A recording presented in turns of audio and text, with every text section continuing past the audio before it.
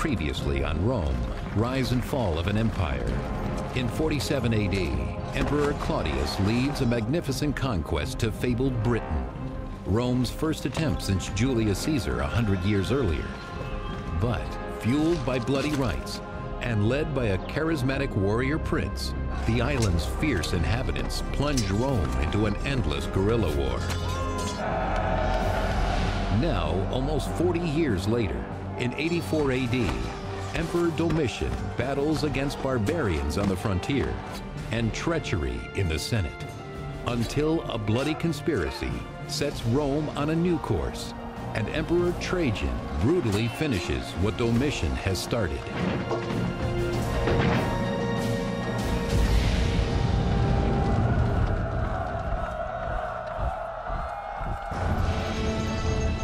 Rome, 80 AD. By the end of the 1st century, the Roman Empire is becoming well established. The army is strong. Battles are won. Dominance is gained. It's entering into a very prosperous period that's going to last about 150 years, up until the middle of the 3rd century AD, when they start to run into real problems. So Rome is entering a very prosperous period at this juncture. Rome has grown large, but surrounding its civilized core, barbarian tribes in Germania and Dacia, modern-day Germany and Romania, resist Roman domination. Most troublesome of these are the Dacians. Their king, Decebalus, is busy courting smaller neighboring tribes, offering slaves and gold in exchange for their allegiance against Rome. He had cast about for alliances to his north and successfully gotten alliances to his north. He had also successfully gotten alliances to his east. So he's becoming increasingly formidable, and the Romans do not like this. The Romans have never liked this. Through these efforts, King Decebalus undermines Rome's strategy to keep the various barbarian tribes divided and weak. The Romans dealt with all of these configurations of tribes across both these borders, largely by seeking to pit them, the one against the other, to manipulate them so that they never achieved solidarity against Rome, on the one hand, and so that none of them ever became powerful enough in its own right by conquering all the others that they would pose a significant enough threat. Decebalus cements his tribal agreements against Rome, just as a precarious imperial transition is taking place. Back in Rome, an inexperienced nobleman named Domitian stands poised to take the throne as his brother, the Emperor Titus, lies on his deathbed. It is a turn of events that no one has predicted and that Rome is not prepared for.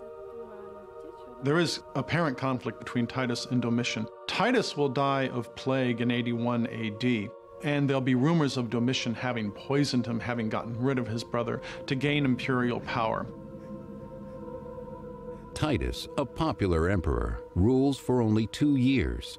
Domitian resents every minute of it, according to 2nd century biographer Suetonius. Domitian never failed to say that he and his brother should have ruled Rome together, but their father's will had been tampered with. And when Titus was seized with a dangerous illness, Domitian ordered that he be left for dead before he had actually drawn his last breath.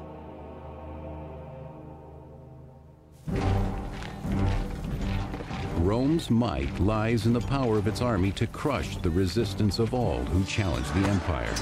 So to prove he is as worthy as his brother and father, Domitian must earn his legacy on the battlefield. In 83 AD, he leads his soldiers to the Germanic frontiers along the Rhine and Danube in a showy display of Roman strength. But Domitian himself will not face the first onslaught of barbarian warriors alone. Accompanying him as his battle commander is someone who lacks both status and experience, someone who can never be a threat to him, Cornelius Fuscus. The man who was most in a position to threaten the emperor, that is, the man in command of troops at Rome, was too low rank to actually think of himself as a significant candidate for the throne. This is a way of protecting themselves by putting someone lower ranked in charge of these troops. Domitian has chosen an easy target, an unprepared and underarmed group of German barbarians. Emperors at the beginning of their reign often like to undertake a campaign, particularly if they feel their position isn't altogether secure. We can imagine that Domitian, who wasn't that much liked by many people, wanted to strengthen his ties with the army, and therefore a successful campaign against perhaps an opponent that isn't altogether ready for the attack might be a good option. The Germans go down in a bloody defeat, and Domitian praises his triumphant legions, raising their pay 25% and taking for himself a new honorary title, Germanicus, conqueror of the Germans.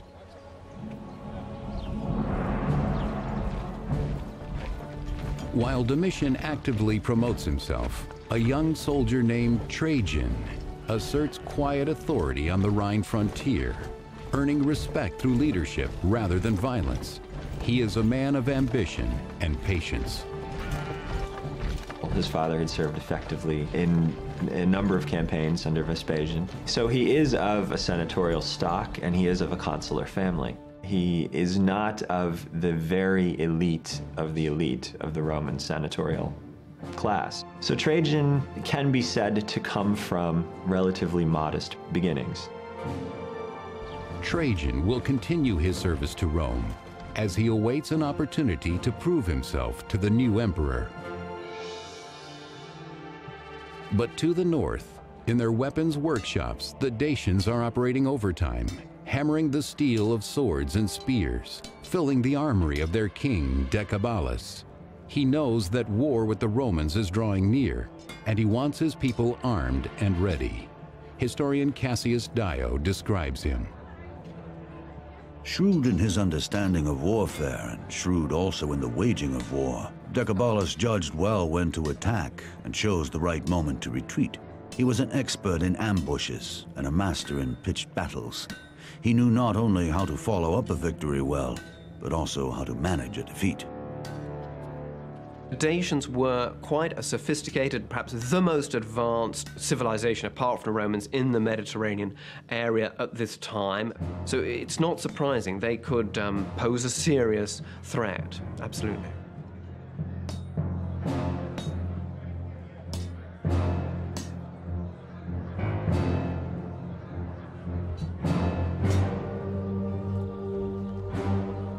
The Dacians gather with their shaman to purify the tools needed to perform a sacred ritual in which their heavenly god, Zalmoxis, will reveal their fate.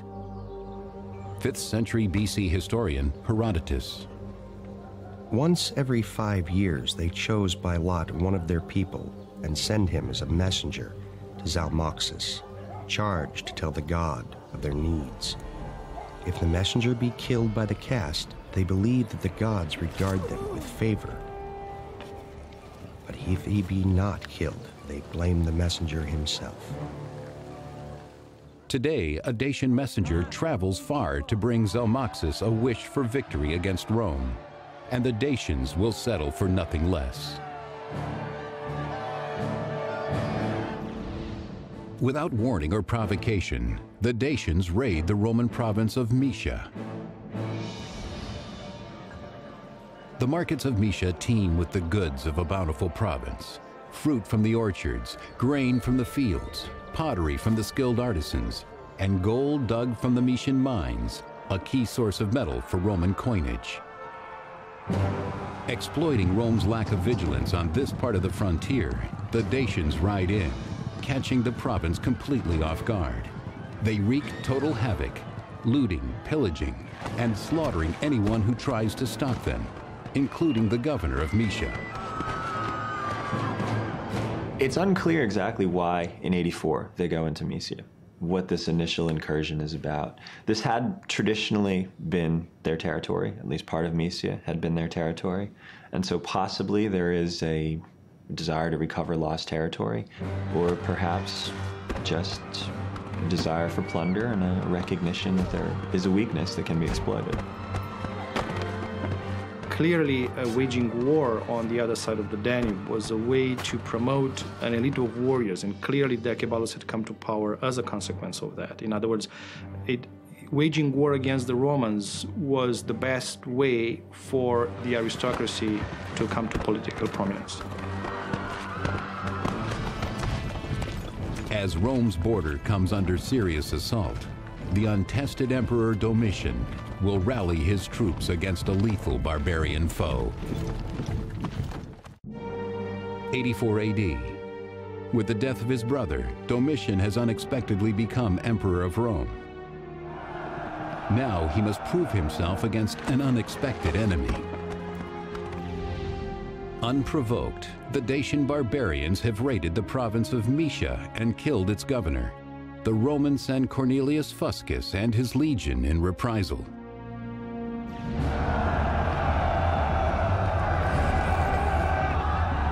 The Dacians close in from all sides. This attack on Moesia is more than an assault on Roman rule. It's an assault on the emperor's personal prestige. The barbaric murder of a governor cannot go unanswered by Emperor Domitian. And so what he's going to do is he's going to put in charge a successor, Cornelius Fuscus, who is hopefully going to take care of the problem. The problem with Cornelius Fuscus is he's a man who likes to take risks unnecessarily. Domitian takes a risk too. By appointing this man who is not of senatorial class, he is openly defying the Roman Senate. The Dacian forces confront him and inflict a major defeat on him. Such a significant defeat that his life is lost, his army is essentially annihilated, and the standards are taken. And this is a major blow for the Romans.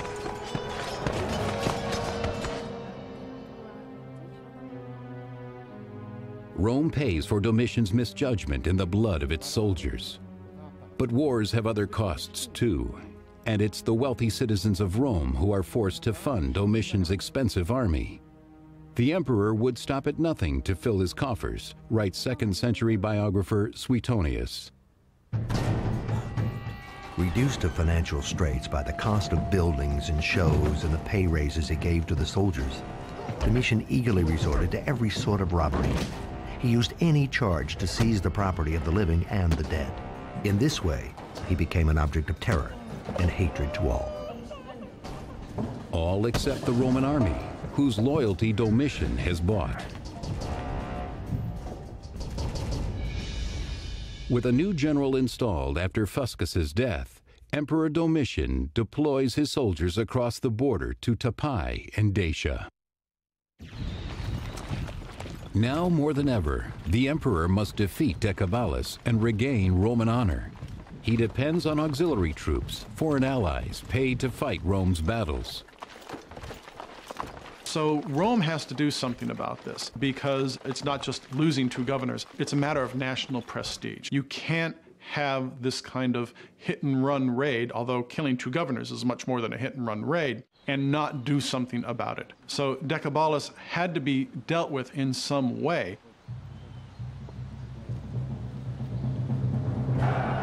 As the Roman and Dacian forces clash again, Rome is determined to settle the matter once and for all. The Dacians are notoriously fierce fighters, but the Roman army, beefed up with auxiliary troops composed of barbarian allies, won't back down.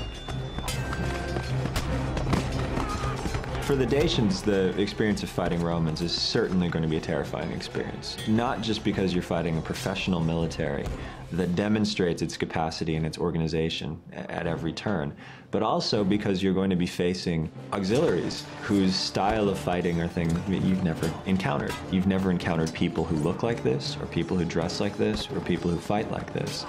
And so the experience of a battle is going to be overwhelmingly a terrifying experience. Until, at last, Decebalus and the Dacians are overwhelmed, and they retreat. But circumstances won't allow Domitian to press the advantage against the Dacians. While Domitian is preoccupied with Decebalus and the Dacians, a Roman governor in Germania seizes his chance to rebel.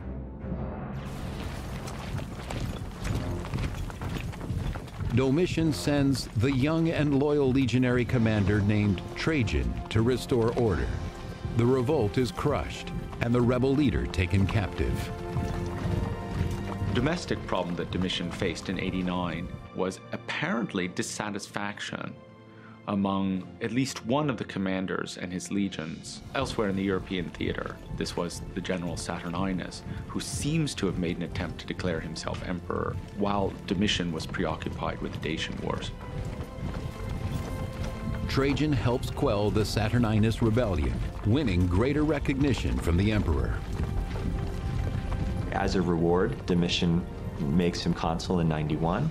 And then it seems he's given probably 2 military governorships along the frontier, both of which required great skill and also granted to him great responsibility.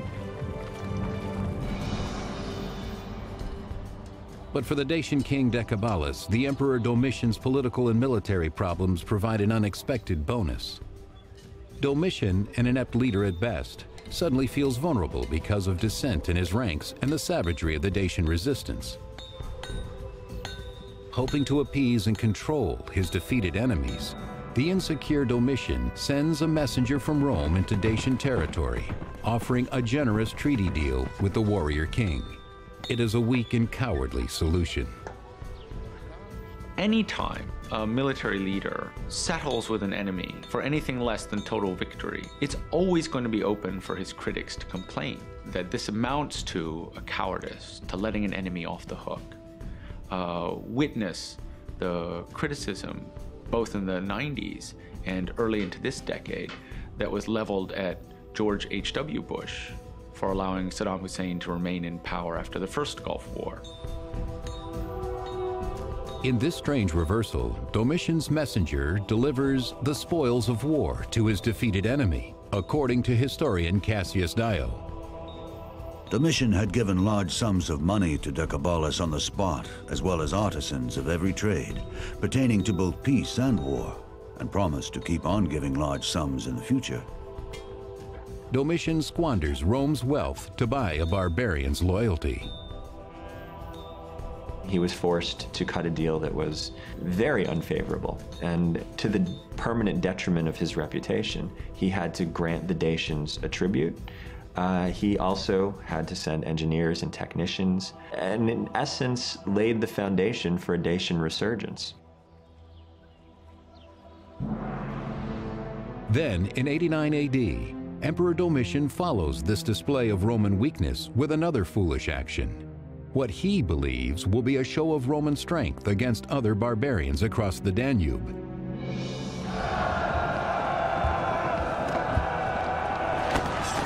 But Domitian underestimates their strength and devotes too few of his troops. Domitian had felt that they had inadequately supported him during the initial stages of his Dacian campaign. So he launched a retaliatory attack on these 2 tribes, probably thinking that this would be a very fast-moving and easily resolved situation. Rome suffers a humiliating loss. Domitian, at this point, he's really on a downward spiral in a sense. Not only is he buying off Decebalus, there's rumors that he's triumphed over the Germans, but these are false triumphs, that he's been buying blonde wigs and dressing people up as Germans to carry in his triumphs, this sort of thing. Things are really on the skids for Domitian. But not all of Domitian's enemies are on the frontier. Domitian had a habit of killing off his relatives with fantastic regularity, and also, in moments of peak, as it seems, would discover, or claim to discover, conspiracies among senators. And this would lead to purges of the ranking membership of the Senate. By 93 AD, Domitian declares himself Dominus et Deus, Lord and God. He has become unpredictable, vindictive, and dangerous. He made virtually everyone close to him feel continually under threat, and it was only a matter of time before someone lashed out to kill him before he killed them.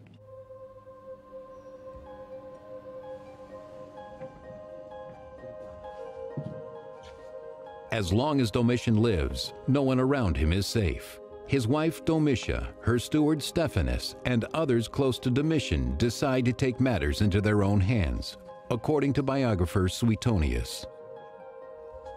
As the conspirators were deliberating when and how to attack Domitian, whether at the bath or at dinner, Stephanus, Domitian's steward, offered his aid.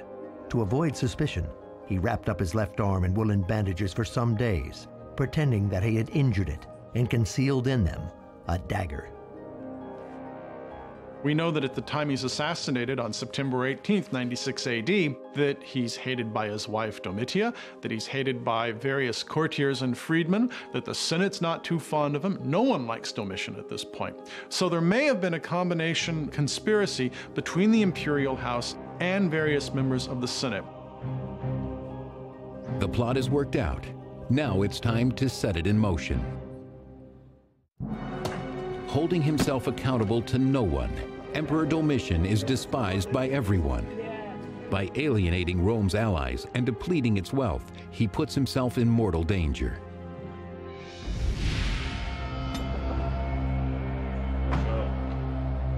A trusted servant, Stephanus, approaches the emperor, playing on his fears, according to Roman biographer Suetonius.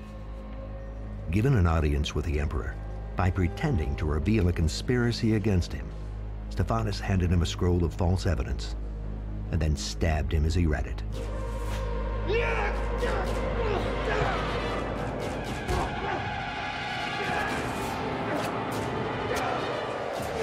Hearing the commotion, Domitian's guards rush in.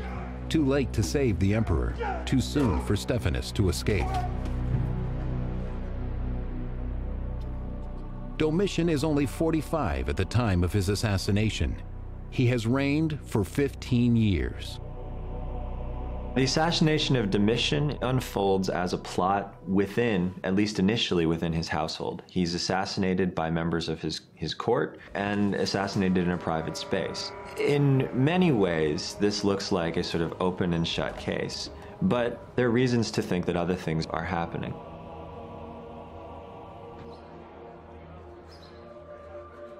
With Domitian dead, the Senate presses its advantage, according to historian Suetonius. The people received the news of Domitian's death with indifference, but the soldiers grieved and at once tried to call him Domitian the God. The senators, on the other hand, were so overjoyed that they raced to insult the dead emperor, pulling down his statue, chiseling his name from the buildings, and smashing his likeness before the eyes of the people. The Senate wastes no time appointing a new emperor.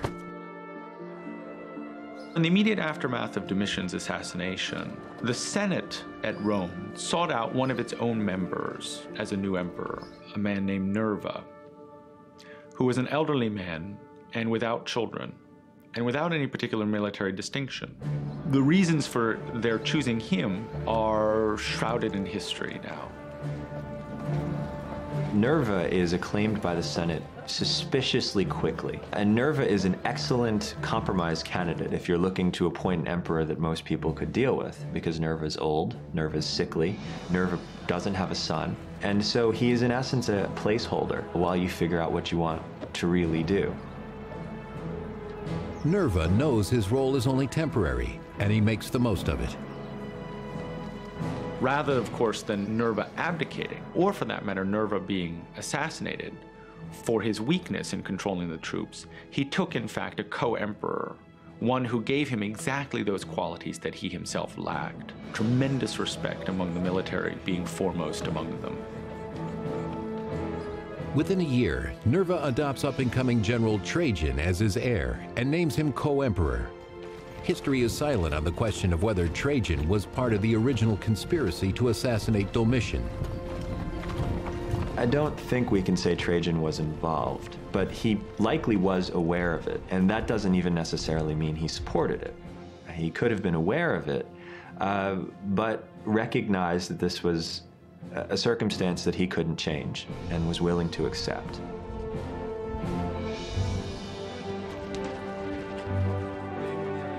Three years later, Trajan, on foot and in civilian garb, is almost unrecognizable as he arrives at Rome's gates in 98 AD.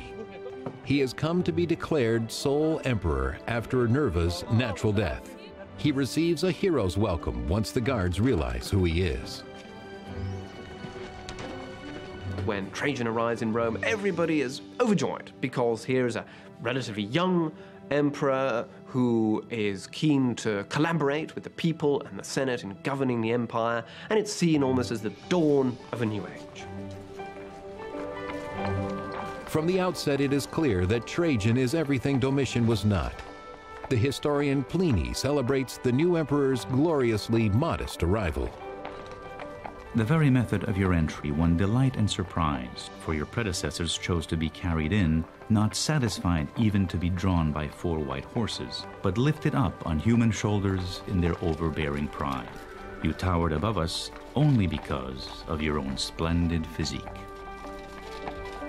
He had due respect for the groups that mattered, and perhaps more importantly for the groups that wrote history, and that's why Trajan goes down as being such a good emperor.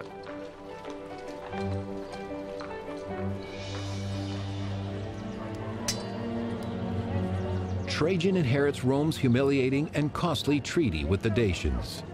Thanks to Domitian, in exchange for peace, these barbarians are entitled to Roman weaponry, Roman deserters, and each year another large portion of Roman wealth. And Trajan won't tolerate that.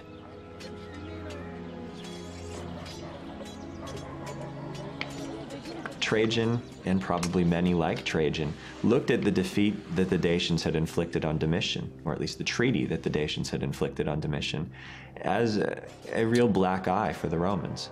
And so there was incentive to do something about this and to fix this situation. Trajan doesn't stay in Rome long. He and 9 Roman legions and auxiliary troops head to the Danube to take care of unfinished business.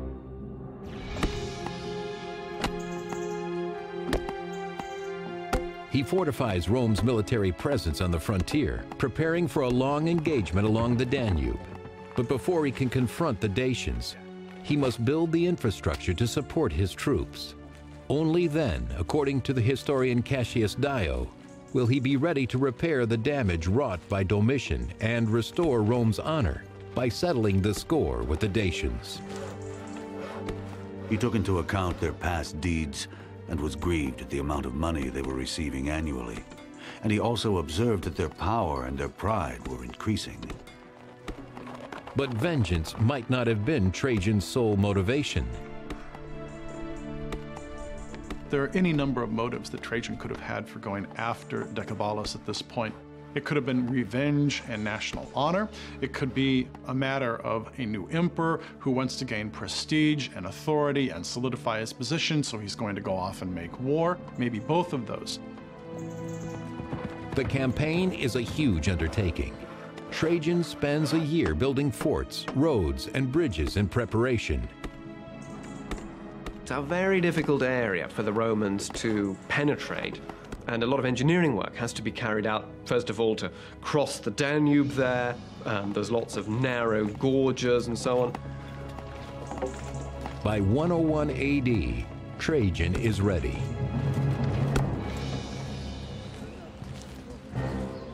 Trajan's reputation as a master commander precedes him, and the Dacian king Decebalus wants to undermine his efforts by making sure he doesn't profit. To keep the Dacian treasury from falling into Roman hands, Decebalus buries his riches. Only he and his henchman Bacillus know where. Dacia is a relatively rich area. If the Romans were to expand, Dacia would be a natural choice. The resources are there to make this, if not a profitable campaign, at least a campaign that could potentially pay for itself. And so, if we are willing to accept that Trajan had greater ambitions for conquest and greater ambitions for himself and his state, it would be natural for him to look to Dacia.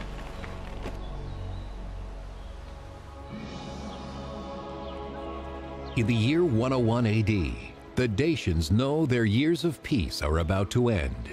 Many of them pack up and flee for their lives.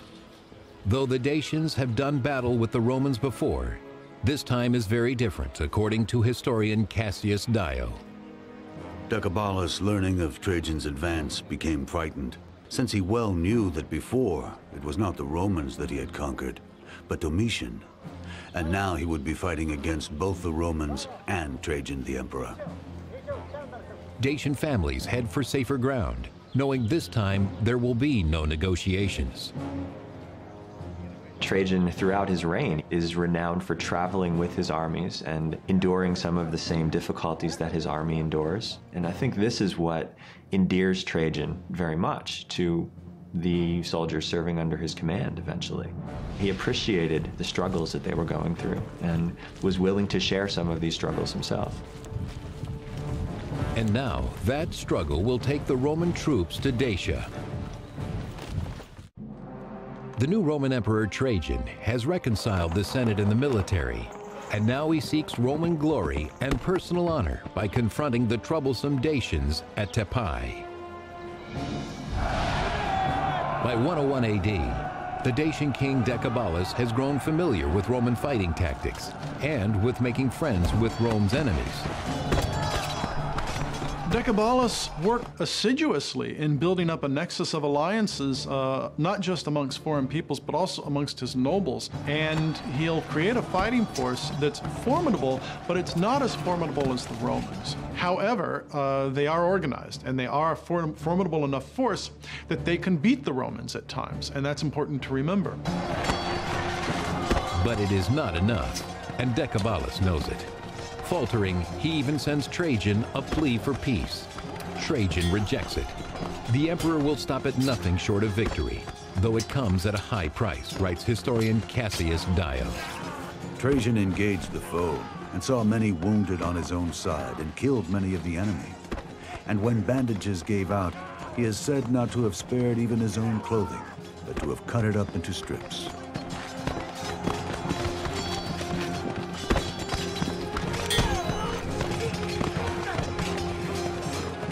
A Dacian warrior will choose death over capture, and they treat their own prisoners with abject cruelty.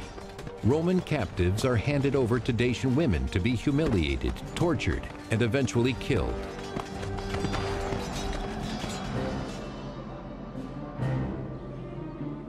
Ultimately, Trajan prevails over Decebalus, bending the barbarian to Rome's will. The vanquished king will surrender all that he has gained from the previous treaties and swear his allegiance. Cassius Dio recounts the terms.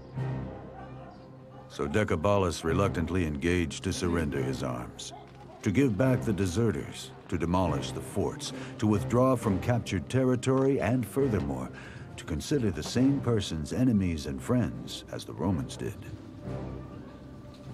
With the terms of the treaty agreed upon, Trajan has converted a fierce adversary into an ally and can return to Italy a proud man. But the treaty falls short of its mark. It can't curtail Decebalus's bloodthirsty ambition, and it can't force him to surrender his knowledge of Roman technology.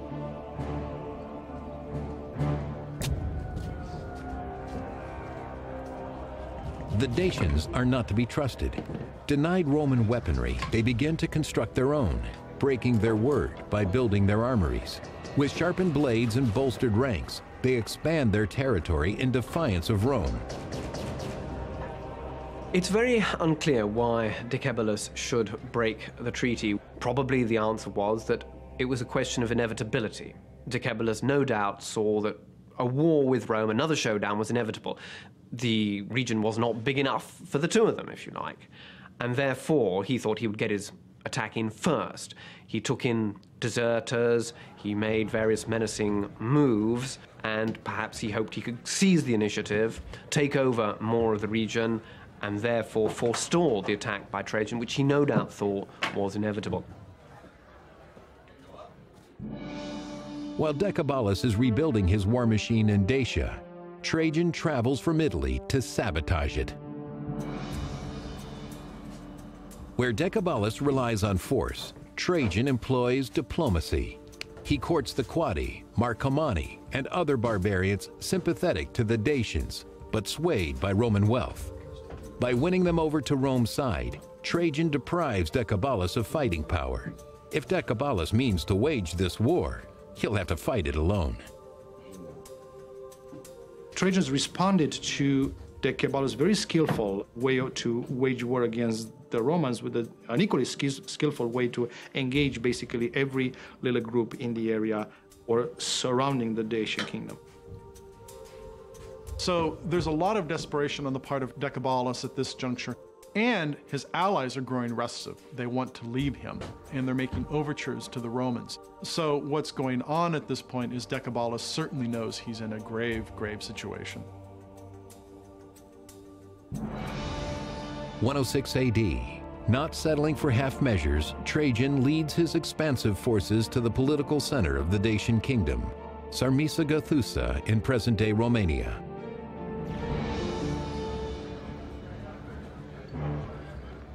Within the walls of the fortress city, soldiers and citizens prepare for the invasion by Roman troops. The Dacians put their faith in their stout walls and strong army. But should the Romans breach the gates, the citizens will be ready. Armed with torches and oil, they will leave the Romans with nothing worth taking. And for themselves, a poison is prepared, so that no Dacian man, woman, or child will suffer capture and Roman slavery.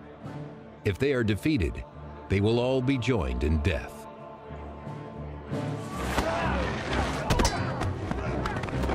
To reach the Dacian capital, Trajan runs the gauntlet of Dacian forces defending the route that leads to the gates of the city.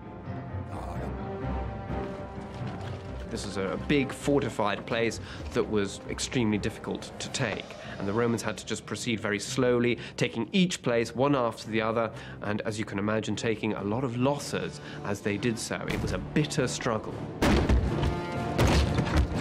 An impenetrable gate will confront Trajan's iron will. 106 AD. For more than 2 decades, the hostile Dacians have tormented Rome. Now, as they once again break their treaty, Emperor Trajan mobilizes his troops to break their will by breaching their stronghold.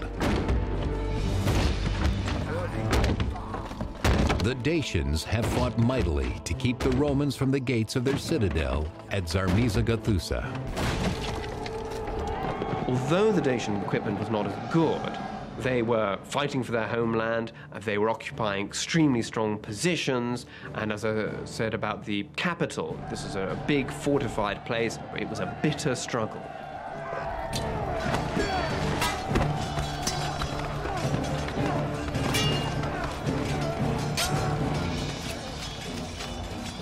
The Roman efforts pay off as their forces penetrate the doomed city. But the Dacians who choose death over defeat have poisoned themselves and set the city ablaze. Decebalus, cornered by Roman soldiers, will not be taken alive. But his aide, Bacillus, pleads for his own life and is captured.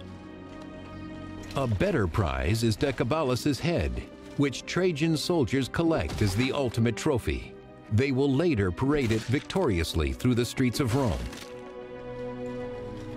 It was the first big military success by a reigning emperor since the days of Augustus and Julius Caesar. This was a remarkable achievement.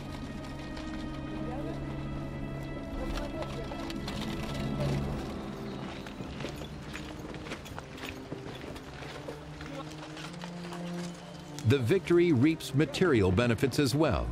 Bacillus leads Roman soldiers to his king's treasure.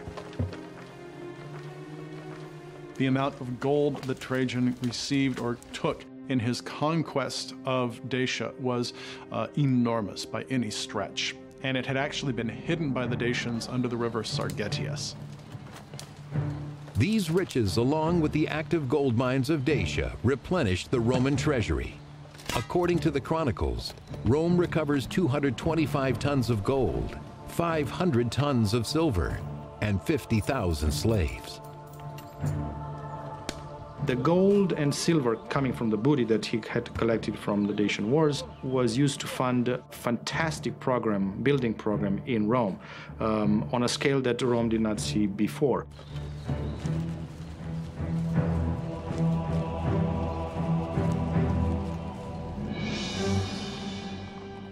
The spoils of war provide Trajan with the funds he needs to build a new forum complex in Rome, the largest ever built. Though the forum was magnificent in its day, little but the centerpiece column remains. But it's enough. This astonishing edifice, called Trajan's Column, provides a cryptic pictorial narrative of the Dacian Wars that returned Rome to her glory. Trajan's Column is about 100 foot high, with 155 different scenes from the war against the Dacians. It's not a blow-by-blow account, of course. It's got, as it were, symbolic sort of scenes. We also can see barbarians of various kinds and their equipment and so on. But by and large, of course, it is the triumphal advance of the Romans and their two victories in the two wars. The column represents a multifaceted piece of propaganda. It both shows the engineering accomplishments of Trajan's reign and also demonstrates the great military achievements that Trajan had brought about. The colossal spoils of war and the success in battle will go to Trajan's head and whet his appetite for power. His reign is punctuated by conquest, and a decade after the Dacian Wars, he begins an ambitious campaign against Parthia to the east, in the area now known as Iraq. As far as we know, there were no strategic reasons for Trajan to wage war against Parthia at this time. And it's most likely his and his advisors' warmongering attitude that led to an open conflict with Parthia.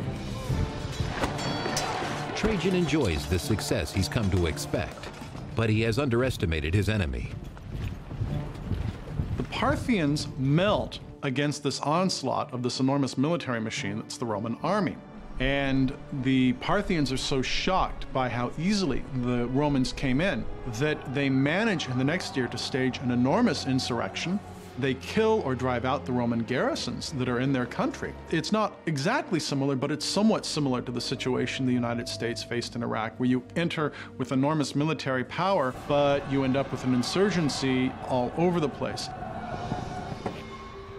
Trajan, now aging and ill, imagines himself to be the new Alexander, conqueror of the world.